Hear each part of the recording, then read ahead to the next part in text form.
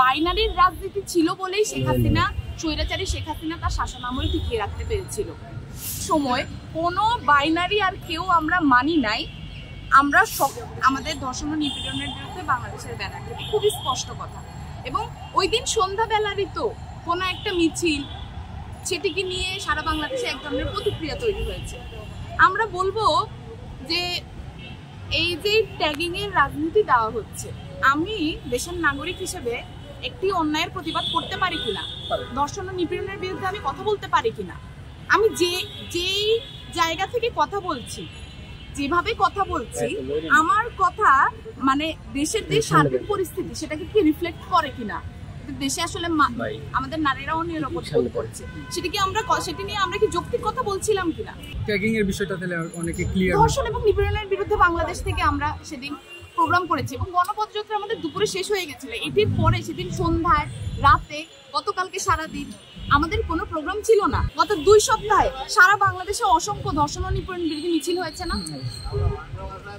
বাংলাদেশের সকল প্রত্যন্ত অঞ্চল থেকে শুরু করে বিভাগীয় শহরগুলো, ঢাকায় বিভিন্ন জায়গায় তো মিছিলটা হয়েছে।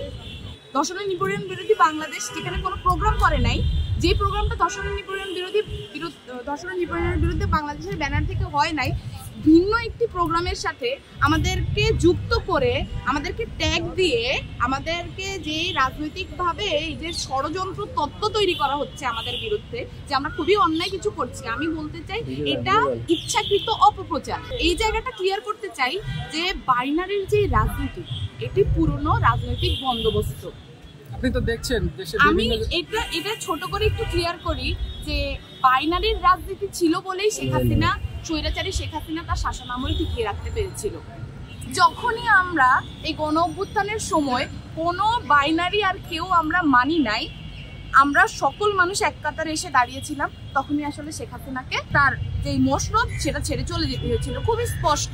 তো গণ অভ্যুত্থান পরবর্তী বাংলাদেশে আমরা যখন আসলে এই ট্যাগিং গুলো ফেরত আনবো, আমরা আবার স্বৈরাচার শাসন করার জন্য বাংলাদেশের ক্ষেত্র প্রস্তুত করবো। এটি পুরনো রাজনৈতিক বন্দোবস্ত। আমরা বলতে চাই এই পুরনো রাজনৈতিক বন্দোবস্তকে আমাদের নতুন বাংলাদেশের রাজনৈতিক বন্দোবস্তে স্থান দেওয়ার কোনো সুযোগ নাই।